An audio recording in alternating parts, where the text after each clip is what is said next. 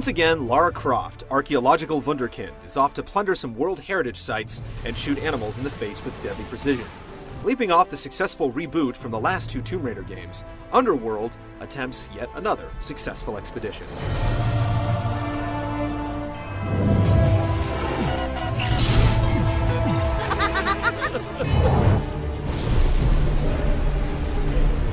Ms. Croft's story starts with a bang, with her mansion being blown up.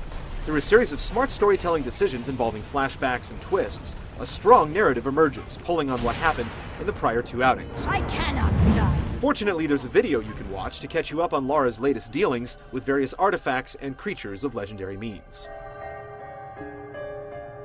As Lara follows in her father's footsteps and continues the search for her mother in the mists of Avalon, old nemeses dog her at every turn. It's engaging, and the mythical call-outs and slightly sentimental family angle help make it more about just filling up a museum with priceless relics.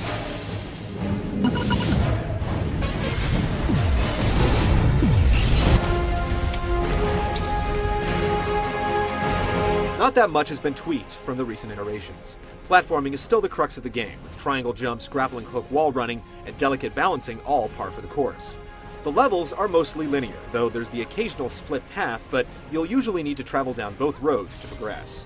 The hidden treasures aren't particularly hidden, and exploration is generally toned down, with invisible walls aplenty from the word go. The experience is more streamlined, with sonar maps and hints from Lady Lara herself at the touch of a button. It looks like there's a door below the waterline. This cuts down on some of the more oblique puzzles, but also on the rewarding experience of figuring them out. Still, they're there as a last resort.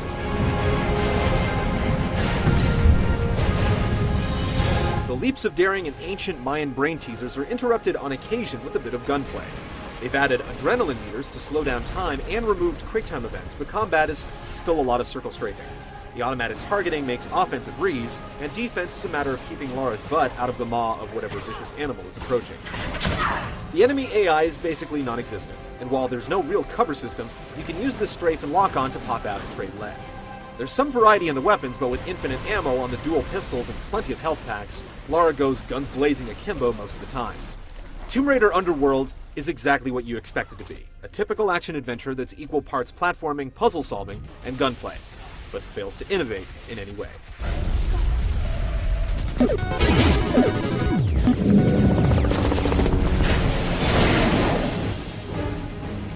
While the levels are laid out with precision, navigating them can be a challenge, and not the one the developers intended. To be fair, the majority of the time things are fine, but the camera can go rogue, making it difficult to make jumps, or even notice jumps. It happens often enough to be more than mildly annoying.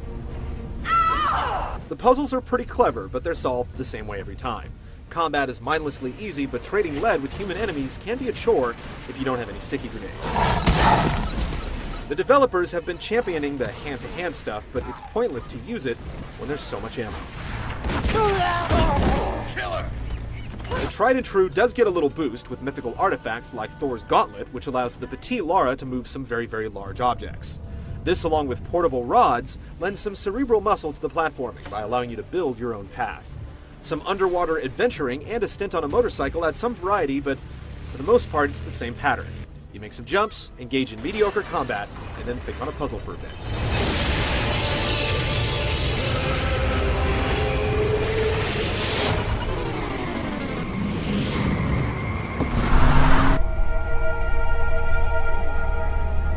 Lara's just another pretty face, and we wouldn't have it any other way. Overall, the visuals are strong, but the levels tend to bleed into each other, making it easy to get turned in the wrong direction. Lara's animations and those of her animals are particularly strong. You can even choose her outfit and then get it nice and dirty. Clipping is a constant issue, and for a game that's supposed to be built on exploration, straying from the beaten path can present problems. Voice acting and cutscenes are well done, and the music is tasteful, making for a solid presentation all around.